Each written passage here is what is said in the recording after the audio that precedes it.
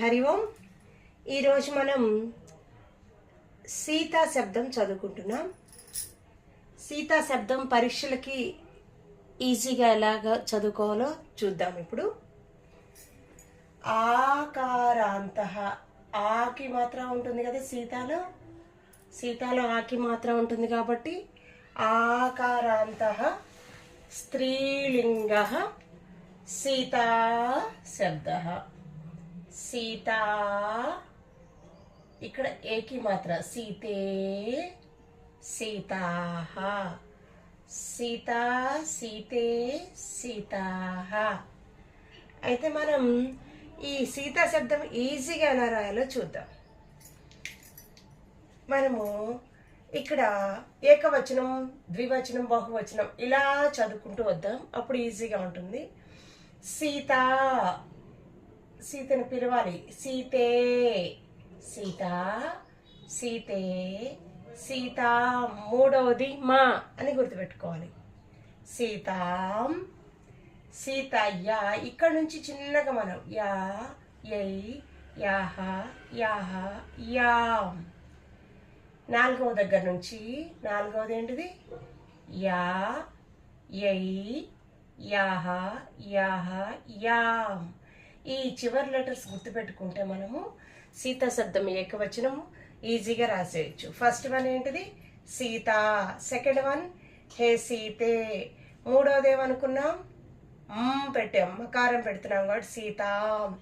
నాలుగు దగ్గర నుంచి లాస్ట్ లెటర్ సీతయ్యా, యై, యాహ, యాహ, యాం. అంటే సీత రాస్తాం, యా యాడ్ చేస్తాం.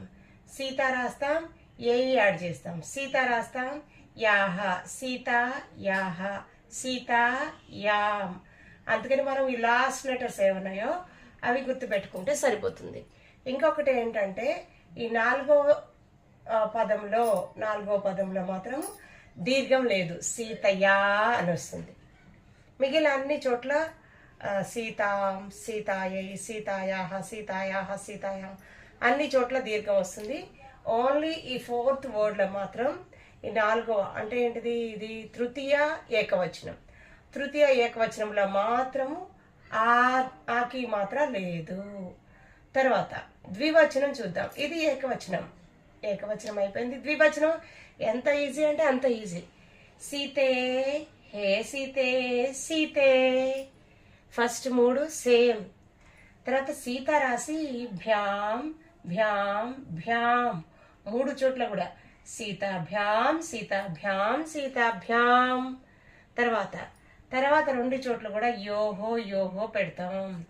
సీతయోహో, సీతయోహో. ఇక్కడ కూడా దీర్ఘాలు ఉండవు, గుర్తుపెట్టుకోవాలి. దీర్ఘాలు లేకుండా రాస్తాం. సీతే, హే సీతే, సీతే. సీతాభ్యాం, సీతాభ్యాం, సీతాభ్యాం. సీతయోహో, సీతయోహో.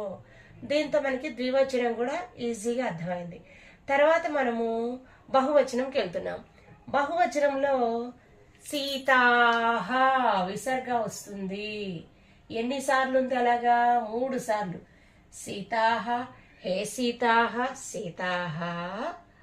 తర్వాత ఎక్కడైతే మనము భ్యాం, భ్యాం, భ్యాం రాసామో మొదటి భ్యాం ఎదురుగా బిహి, బిహి. తృతీయ త్రీ లాగా బిహి పెట్టుకుంటాం. తర్వాత భ్యాంకి బ్యహ, బ్యహ.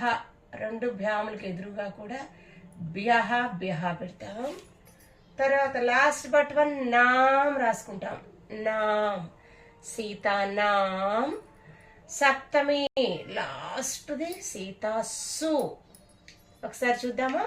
సీతాహ, హే సీతాహ, సీతాహ. సీతాభిః, సీతాభ్యః, సీతాభ్యః. లాస్ట్ బట్ వన్ నాం గుర్తుపెట్టుకోవాలి. లాస్ట్ బట్ వన్ ఏంటిది? నాం. లాస్ట్ సు, సీతాసు. ఈ విధంగా మనం సీతా శబ్దం ఈజీగా నేర్చుకోవచ్చు, ఏం కష్టం లేదు.